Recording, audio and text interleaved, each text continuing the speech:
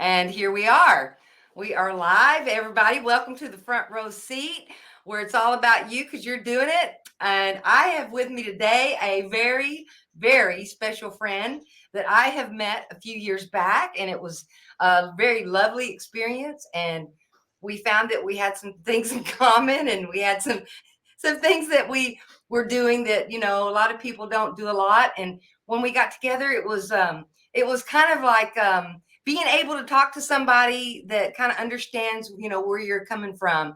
And her name is Marla Frees, and she wrote a book called The American Psychic. She was an actress. She also was, she's worked with Tom Campbell, and that's where the story segues into how we met each other. She's worked on many television shows. She's learned so much about people. She's devoted her life to helping others maybe understand more of the non-physical world, as she's had a very close connection to, other the non-physical things that with like the intuition and the gut feelings we have. She's just really tuned into that, and she learned to trust that within herself. And so she's really honed those skills of intuition. So she's just one of the masters here at helping people understand what's going on in the reality. And once you can get to some, better understanding about the energies that we work on here, then you can start making, differences in your life and those lives around you. And that's what she's here to do. And it's been one of my motives in life too, to, help myself. And we just wanted to get together and do a podcast today. And, I thought the name of this one should be, help you where you help yourself and heal them. And then with the undertag of emotions equal reality. So welcome, Marla. Welcome to the front row seat. Why, thank you so much, Cheryl. This is so much fun. We've talked about this, and here we are. And excuse me, if we can just get through our own laughter to really sober up here and have a great conversation. But we say to the people who are listening and watching this, we are in it. We have been in it. We've been living it in your side of the world, my side of the world, your different family, mine. And we recognize as coming together that we had some trauma in our childhood. And that's basically what we are focused on in healing and helping other people heal. And you've got a great story to tell. And I am thrilled to be part of it and share it with, the world. So I'd like to ask you, what was the fundamental reason that you needed to meet Tom Campbell and what that has done for your life? Well, what was really interesting about meeting Tom Campbell is I had come across some of his videos, and I was just interested in the message that he had, that, for us to, that what we're here to do is get rid of our fear and evolve and grow, and to become more loving beings. And that with that growth comes inner peace. And I think that's a lot of what I was looking for, because as a lot of people that are in this realm have been through a lot, and those interactions with our families and friends, they can get real dicey.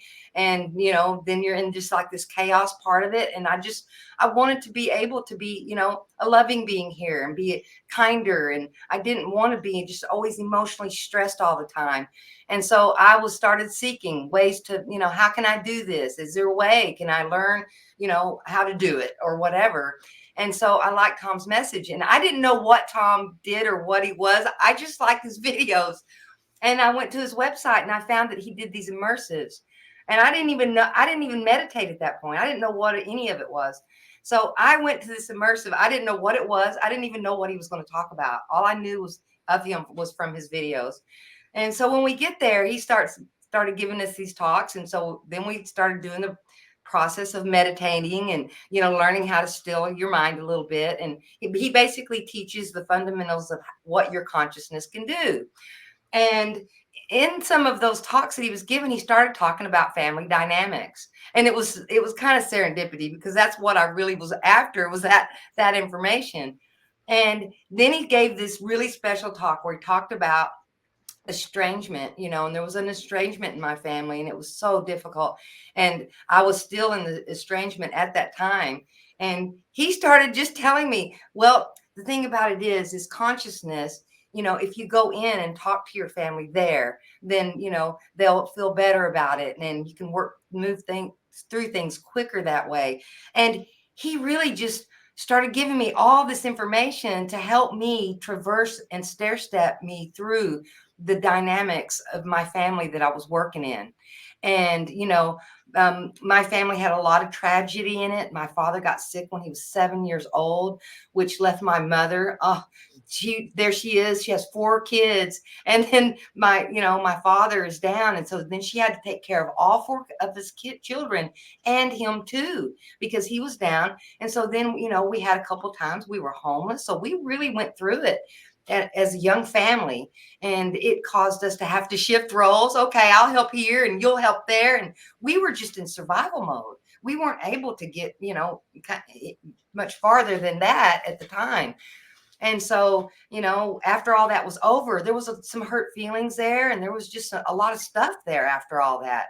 And so, as I started working through this process of how to, re-engage with family, I put those techniques to use, because I thought, what can I lose at this point? I've already lost my family and I missed them terribly, And so it's like, well, what am I going to lose at this point? And so I really went into it and I really focused on it and I thought about it. And then some of these techniques I was using started working, and I was shocked. I had spent time, going in and talking to my little family, and then one day, after I'd meditated for like 2 weeks on, my little sister and talking to her, and she was the youngest of the family, so she was really in the mix and really young when all this trauma was going on. She didn't know what was going on, and so it was hard on her too. And so I just started talking to her on the inside world. That's what I call it, with the larger system or whatever. And then 2 weeks, I did it every day.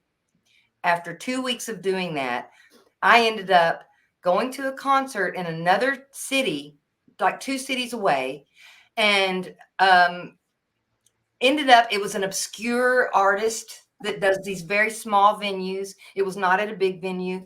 And I was walking out of the crowd. I walked back and I came face to face with my sister, who I had not seen in 8 years. Oh my God.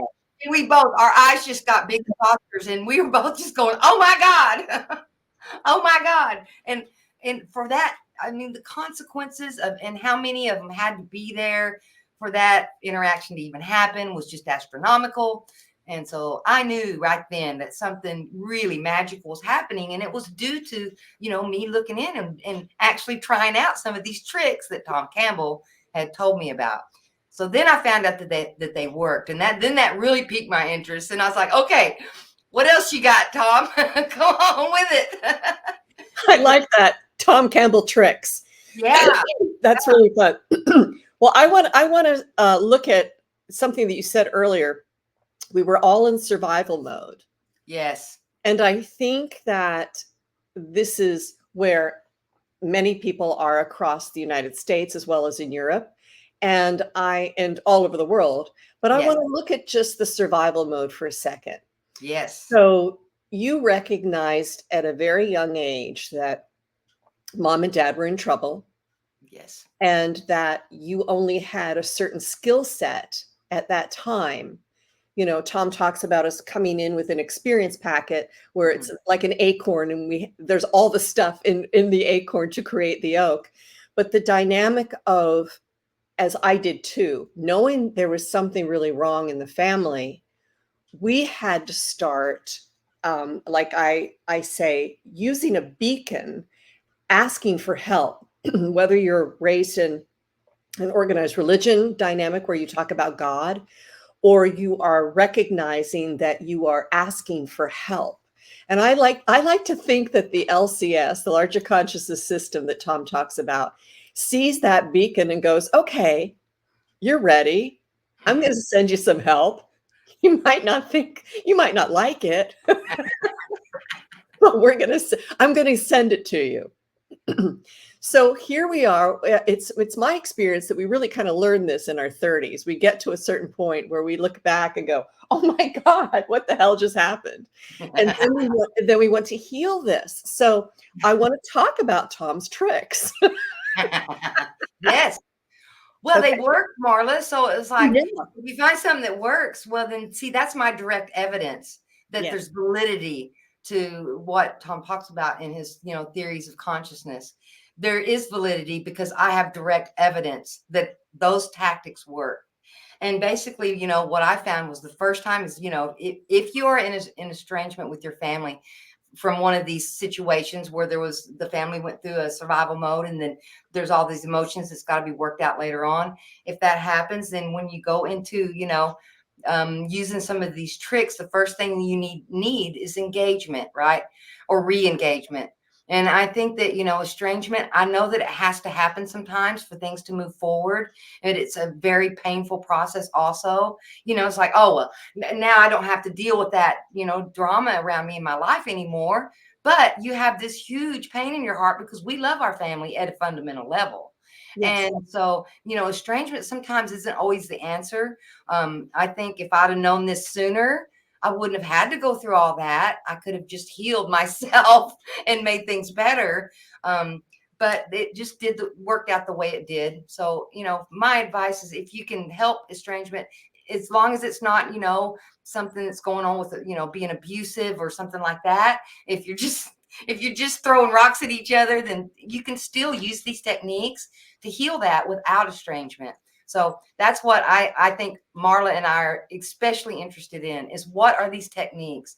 How do we reconnect as a family? How can we get that love back in our life that we know is there for us and for those that we love? So let's go, Marla. Which one do you want to dive in first? Well, first off, I want to talk about just to get a context around this for everyone. The family dynamic is, and we talk about the information, it being an information system. So, and because of the work that I do, even before I started to see Tom, I was accessing information on a level that I had no idea about. I was actually very snarky about it. I was highly skeptical. And the dynamic of having been an actress, just to get a handle on that, that's how I survived my childhood.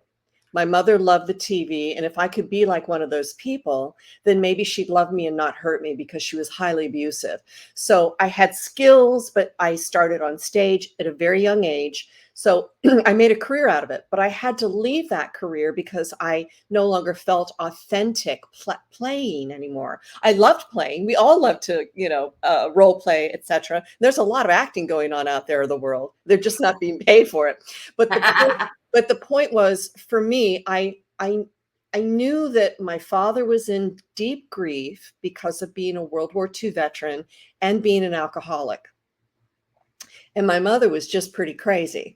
And she was popping Darvocet and Valium to deal with him, not knowing how to process her feelings and needing to beat me in order to titrate that very strange upset in her. And it's like domestic abuse, Sometimes a man will beat his wife in order to feel better about himself, which is completely crazy and illogical. It's But like they're trying to balance energies within the yes, house. exactly. It's like trying to dissipate, and it does move the energy, Mhm. but it's a very destructive way to move the energy from what I can tell. Yes, I'm more interested in kickboxing, quite frankly, and I am all about I am all about kicking and boxing, but just not on other people. Okay. So going into this Tom's work, understanding what you just spoke about earlier, the information that has the emotion. Hmm. So I ended up talking to dead people. That's a whole nother story, but I wrote a book about it. So if you want to read that to find that out, that's available. But the dead people conversation was something that I never believed in, and it became really real. All right. So I'm thinking, where is this information coming from? So I needed Hmm. to explore how all of the memory that we have, all of the emotional DNA that is in our family dynamic is still active if we go back and find it. Oh, I want to think of a good memory. Where is it? Oh, it's in a drawer here. Oh, yeah, it's what my first little nightgown when I was married. I'm going to keep that. No, I'm going to throw that out. All, Right. all of the memory has information in it that has a charge. Yes. It's energy, and that charge is emotion, what we call emotion. But to me, Yes. it's just energy, and it flows and it moves, and it's not able to see this energy and this vibration, whatever you want to call it, that we have attached to all these things is what's confusing to us because we can't It is. see the attachment that the feeling has to the thing. But Yeah. that's what we are delineating today, because this is, and I was just, I work with our MBT friends on people learning how to do the things that we are doing, which is accessing information, which is considered psychic, which is Mhm. basically all psychic functioning. And we can talk about the various elements of that. But for the listeners today, we have to empower them to understand how they're thinking, how they're feeling, and why they link to certain emotion. Mhm. Because love is, of course, the most important thing that we can do, is to link to loving ourselves and finding that, right? And Yes. then it's like separating from the other stuff. So let's go to the first trick. Tom's tricks. That's going to sound a little weird out there on the internet, but we'll figure out how to talk about that. So let's talk about one of the first things that someone can pay attention to. Yes, the first thing, one of the things you can pay attention to is when you're, and you're going through your daily life, something happens, someone calls you, someone says something to you in a certain way, and you just have this feeling that just comes up, and you say, "Well, they just did this to me." But if you can flip it around and look at it like there's a charge here, there's a feeling. Wait a minute, she just said hello to me. I feel way too much stuff for someone just have said hello to me. What is that? And getting curious, and Yes. what is in me that's feeling this way, Yes. and learning to make those charges about you. Anytime we have a feeling or emotion when we're in interaction with someone else, it's not their emotion, it's ours. And a lot of times, we've all done, I've done it too, and I still do. Sometimes I try to catch myself, is a strong emotion will come up, and then immediately I'll try to project it out there. It's over there, that's not about me. Well, what I found in this process that I've been going through for 10 years, it's always about me. It's always something about me and what's going on with me that is causing the vibration to be what it is. Yes. And Oh my goodness. And as you and I have discussed, whether it's interpersonal relationships with spouses, mothers, dads, we have a way of, as a young child, being frightened of certain things that someone says to us or the way that they say it. And Mhm. here we have a partner that we can look at them and go, they don't know that wound inside of me. I'm Mm-mm. expecting them to know that wound. They don't know that wound. That's why we're in partnership. We have to look at each other and go, wow, for some reason, what you just said has triggered a massive emotion inside of me. And I Yes. want to kick the out of you, and I want to and I have no idea why, but there's something that I have to look at. It's not your problem. Yes. It is my problem. Yes. And that is a huge thing. I mean, you and I will be talking about this for years on a podcast if we allow ourselves to, because that number one thing is Yes. the first response of paying attention. Like Michael Singer, the man who wrote um, the Untethered Soul. He's basically trying to get people to listen to their inner dialogue. Well, Mhm. honey, let me tell you this. Just start paying attention to how many times a day you lie. Once you start seeing how many times a day you lie, you'll be like, oh my gosh, nobody else knows that. Unless you get on a podcast with Cheryl Yes. and Marla. Yeah. So that recognition that it's you, me, it's us should stop that chain of reactivity right away. Mhm. Should handle it. But you know what? People are addicted to the dopamine, oxycontin, um, norepinephrine dump that happens inside the body. That that charge from either being really happy or really angry or really frightened or even, fight, flight, or freeze. I think it's just like adrenaline, Yeah, well, that's it too. Yeah. if you've lived in, survival mode where you're on a constant, steady stream of adrenaline, because you have to have energy. Everybody's fighting just to survive. So you're getting this, energetic adrenaline hit every day. Growing up in situations like that, and that's why got to learn how to meditate and slow down a little bit because you're eventually going to wear your adrenals out and you're going to just be wore out all the time. And so life will make you relax and learn how to calm that system down because, after I did it for 45 years, it was just blown out. I had no adrenals left. I had to learn how to meditate and go into that theta state, which is, when you get into a really relaxed state of mind where you can just sit by the water and watch the water and just let yourself, take on this relaxed feeling. So you want to learn about your flight fight system and see if you're in it. And if you are, there's another mode to be in, and it's called rest digest. And once you get to that mode, then you can really start getting in there and seeing what's under the hood, if you know what I mean, about what's going on with you. And then you're no longer just seeking this adrenaline rush. You no longer want to know what, the gossip on the street is or who's doing what to what. You don't want to know that stuff anymore because it will bring you out of rest digest and you won't be able to be relaxed there. So over time, I had to get to a place where it's like, I'm sorry, I can't go in that mind space because I literally couldn't. Because if I did, then I would get trapped back up in that cycle again. Because adrenaline is not that bad. You can get your job done. You can wash your car. You can get all this stuff done. The American Oh, work yeah. ethic where you're doing all the day Mhm. and you can get it done. But there's a backside problem with it in that it's very difficult to gain that insight into how you feel and why you're doing what you're doing.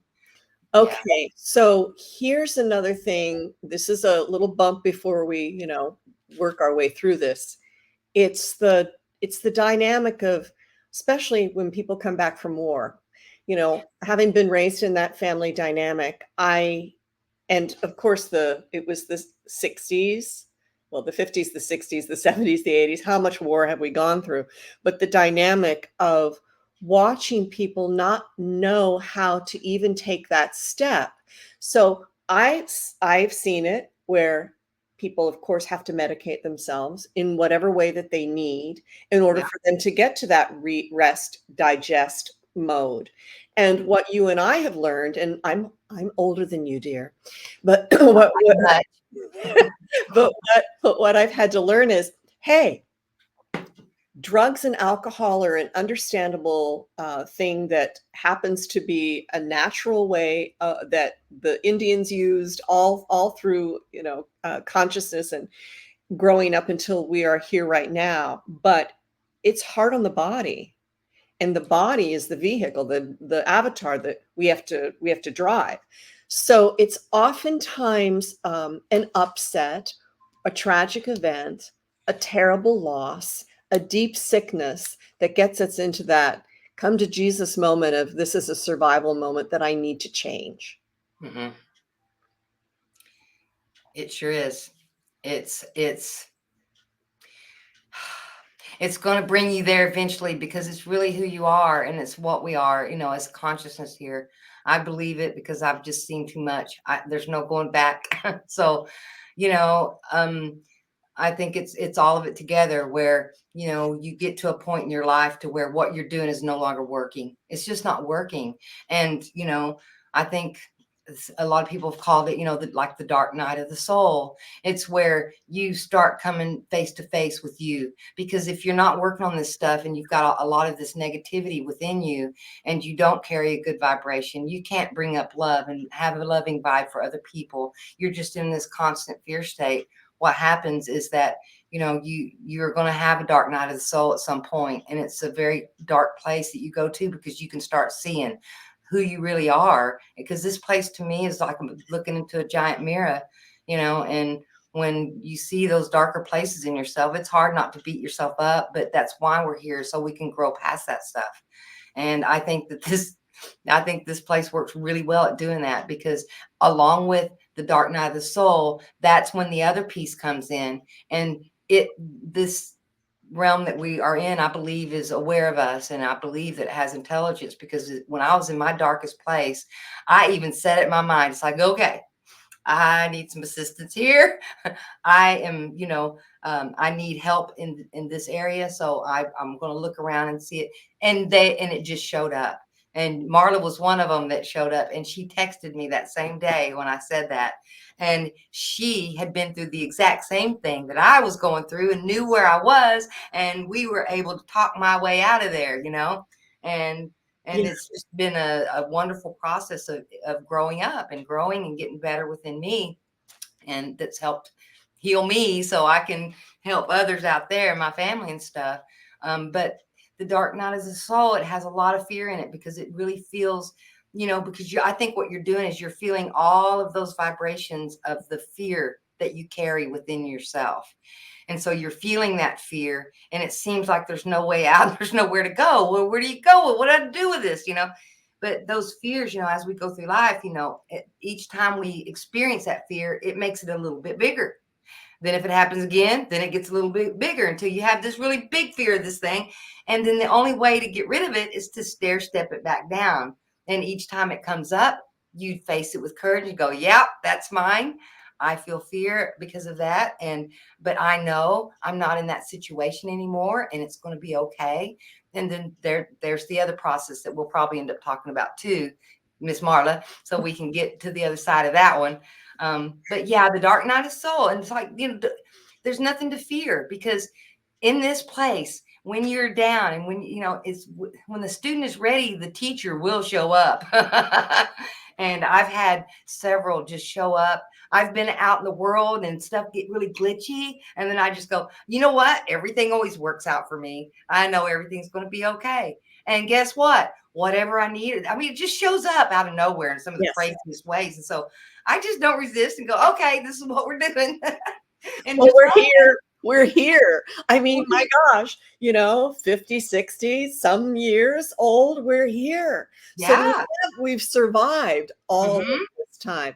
It's the oddest thing. It's kind of like, you know, there's an idea that things should be different, and I like to blame television and movies for helping us in so many ways, and also giving us a fantasy of how life should be, whether it's Leave It to Beaver or something else. But the point is, we've all been in our own life immersive.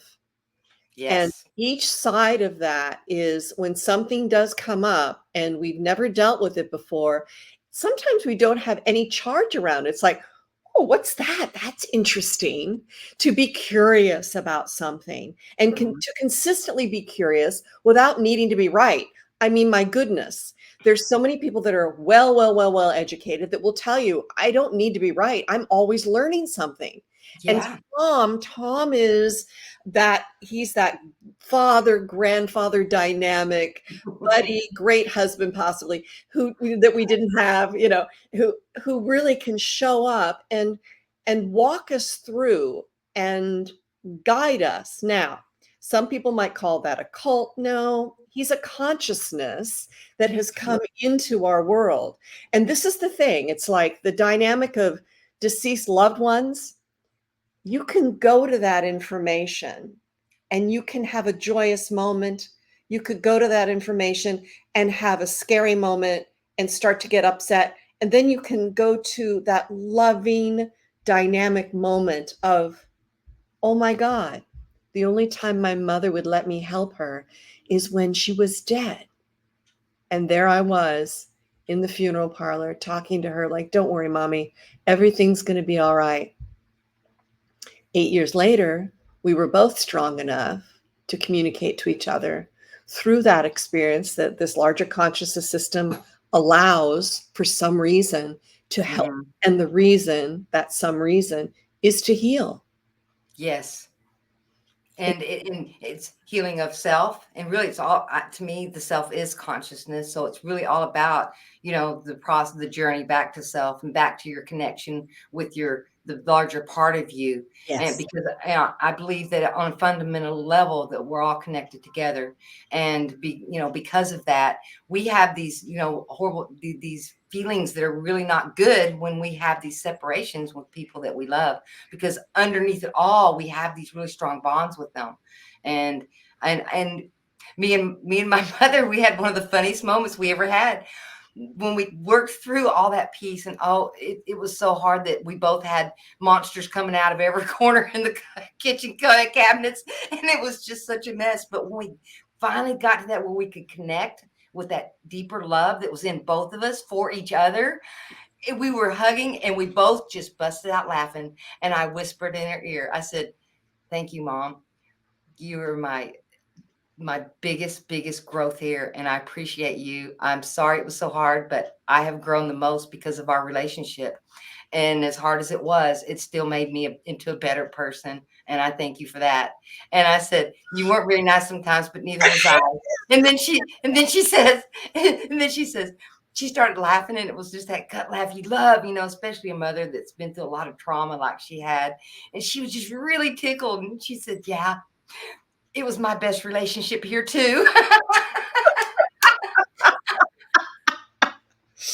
I think I told my mother once, when you got on the other side, no, let's look at the being on the other side the last time. You and I were sitting at a park bench and you said, "Okay, I'm going to go down there and be a bitch and you're going to be my daughter.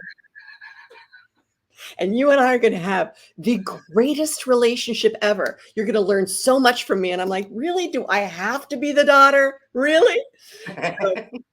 So this is the pain is the joy. Just Because it gets you past something that's the only way you could get over to the other side of it, to yeah, evolve past it. It was the only way. yeah, And as long as there's a way, I mean, if it's hard and it hurts and it struggles, well, then so be it. That's the way it has to be. And, just accepting that we do suffer here at times. We do. And a lot of times it's because of where we are in our consciousness, what our beliefs are. yeah. If your beliefs are wrapped around, one thing, and then you see that it's something different, that causes a lot of suffering, because we want to think that we know what we're doing in this life and we know what's going on, but we really don't. It's kind of like we're in elementary school going, "I don't know what's happening here." Well, I like to take it back to the most simple example, Yeah, Santa Claus. there you go. Okay. So the idea of Santa Claus, I was always curious about that because I'd never seen reindeer. Not that they didn't exist, but I hadn't seen them flying. And there were movies where there were flying reindeer and things. And then there was this guy that looked a certain way. But at a very young age, I started sussing out that chimney. And it just didn't make sense to me that a man who wasn't 125 pounds could get through that chimney. Yeah. So you start to suss these things out, but Mhm. you want to believe in the magic because there's a lot of magic out there. There's spooky action at a distance within the science world, Yes. a lot of that, and quantum entanglement. But we have to get curious. Hmm. And that's what we've been doing since we decided we have to change this. Yeah. So, in moving to this next conversation, I want to just say that it's very important that when we are in an upset, that we get some distance from the upset. So we're not the upset. Does that make sense? Yes. Yes. I call it stop, drop, and roll. You know, let's Write do that down. Stop, drop, and roll. let's do a backflip out of this, okay? And now that I've finally really learned that when I'm upset, it's about Yeah. me. I'll stop, and I was like, "Hey, I'm sorry. I've got an icky vibe, icky vibe. It's my. I've got a fear. I have a fear of like a little bit is I've been working on it, of technology, because I'm a right brain and I don't get it. I don't get all these buttons and all this stuff. Hey, I think you have your right brain too. So it's like, here we go. Right. And it's a magic miracle that I'm here doing this. So, Yeah. and I just said, it's like, oh, that's mine. That's my vibe. It's mine. Here, let me fix that right quick. And once you get to that place where you've got that thing where you can stop yourself and this is a big thing too, a big point that I learned in my process is you have more power to fix that vibration right when you feel it. Yes. When you're feeling that vibration, you're going, oh, I want to choke your neck. Oh, Go, oh, wait, I don't want to choke your neck. I want to take myself out of this room and check myself. yeah. Well, So, that's really great. That's so great. That's so great. That's just stay there with me before you run out the door. Just go. So sometimes, and it might look weird, we've got to go, oh my God. Oh my God. And I'm talking to the person that's in the room. Oh my God. Oh my God. I'm triggered. I'm triggered. I'm triggered. I'm triggered. I can't. And I go to these places because this is what I would do as a child. I would stop, drop, and roll down the stairs and hide in the closet. I would hide in a closet before she could get after me. yeah. Before she could wield, a weapon to Yeah. hurt me. So that stop, drop, and roll is a conscientious, whoa, I got this. This is me. I'm reacting. Yep. You said something that, yes, I would consider a very shitty thing. But really you mean. said the very shitty thing, so that must be about you. But the way I feel is mine. Yes, exactly. Yes, that's a shitty thing. Anybody would react to that. Oh, I'm not supposed to say that. I'm reacting to that. Okay, so we get some distance. Okay. Yeah.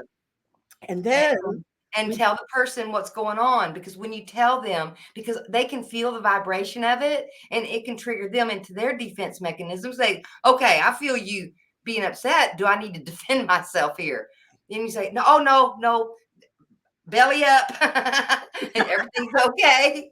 You're not in danger. And then let me correct my vibration. And then if I need to leave the room to do it on my own, I'll do it. Or if the person that I am in the interaction with understands what I'm, if I can tell them what's happening, without them getting upset at me that and going into the defensive headbutt place, then you just tell them what's going on. And then you can, and a lot of times people will help you out. If you tell them, oh shit, I got to scare you. Oh, sorry, didn't mean to say that. He said, oh, icky vibe, and once they learn how you are and that you're not there to hurt them, but that you're dealing with and working through these inner emotional states that they have, because we all have them. And we all, if you've been in this realm long enough, you've got built up of certain energies in different places, and that only you can correct or bring into a better vibration for yourself, which helps those around you. yes. And once you get to this place where you're working actively with these vibrations, because energy equals reality. The energy you carry is going to manifest out in your reality. So when you come in contact with it, you're in contact with this energy and it's flowing. People around you can feel it. That's what we're all going off of, is these vibrations that we carry. And that's why one person to you will feel, oh, I really like this person. It's because they've got a good vibe, and a lot of times that's what it is, and we don't really sense it anymore, because I think that we've been kind of trained away from our, more subtle senses of vibration. Or we've medicated it, which is a key element here. Yeah. It's really important that you got to get as clean as possible around this, so that you go, oh, I can be loving to myself without the medication. That's a very, very tricky dynamic right now. Well, it's part of that, getting yourself relaxed and out of that fight flight state to where you're a little calmer when you're interacting with others. Because, that's one of the main lessons I learned, is that when you're interacting with someone else, that's where the rubber meets the road. That's where the worst parts of you are going to come up. But it's so you can see it. Because then once you can see it, then you can work with those energies and get them into a better vibration. So the energies come up, right? Are we ready to move to that place? The energy's up. They're here. I'm aware of them because you can't change anything you're not aware of. So I'm aware. I can change it. I'm aware of it. I'm aware of it. Oh, icky vibe. Okay, stop. And then you tell the person what's going on. And if they, and then they'll calm down too, because they realize it's not about them.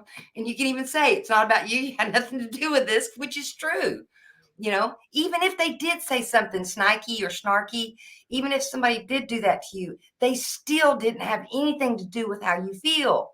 You're choosing, you know, what it's doing is it's triggering an old vibration that's within you. If you've felt disrespected in your past or any of that kind of stuff, it's triggering what's in you. It has nothing to do with them. And, you know, people who are ugly to other people, you just got to let them have their karma, you know, and don't try to fix them or whatever, because that's just who they are and where they're at in their soul journey here, you know. So, okay, you can't fix it, you can't change other people, but you can change these toxic vibrations that are within your consciousness. And as soon as it comes up, when you deal with it right then, instead of feeling it and then stomping off, going out and sitting in your backyard, you know, and doing that thing and waiting for it to dissipate. Well, Yeah. it's going to take you a lot longer to get rid of that icky vibe in the first place. So if you just, I had this funny thing because, you know, it's really about fear. So I'd get scared. And then I just imagined this thing as it's okay. I've got a courage badge. I'm going to slap a courage badge on. And at one point, I had courage badges stuck all over me, you know. Okay, so these are tools to go along with those tricks. So courage badges, Yeah, courage you got badges. to slap a courage badge, and Putting your then hand across your chest yeah, and just getting, it's getting, okay. getting your soft armor up going, oh my God. Oh my God. Okay, and then I'd go, okay, wait, I've got a courage badge. Wait, okay, what's really going on here? Am Yeah, I actually in danger? Is there a saber-toothed tiger here in the room? No. Okay, I'm not in danger. Okay, let me calm down here a little bit and ease this vibration and use logic. And you say, okay, what's the worst thing that can happen? Okay, somebody can say something snarky to me. Does that actually really hurt me? Oh, well, sticks and stones will break your bones. Words won't hurt you. They don't physically hurt you unless you let them hurt you emotionally. well, But then you can go, oh, but wait, if they're saying something that's coming from left field, you know, when you wasn't doing anything, you know, now if you're like throwing rocks at somebody and they go, darn you, well, they're justified. But if it's just kind of comes out of nowhere and then it's triggering you, well, you can look at that person, oh, I can have compassion for them because they're in fear and they're triggered and they're in their fear. Has nothing to do with me. So then I taught myself, well, if they're in fear, well, what do you do when you're encountering another mammal that's in fear? Well, you kind of you shrink a little bit. It's like, yeah, oh, it's you listen, okay. you get your ears up. Listen and just calm your voice. It's like, oh, it's okay. We got this. You don't come out and go, what's wrong with you?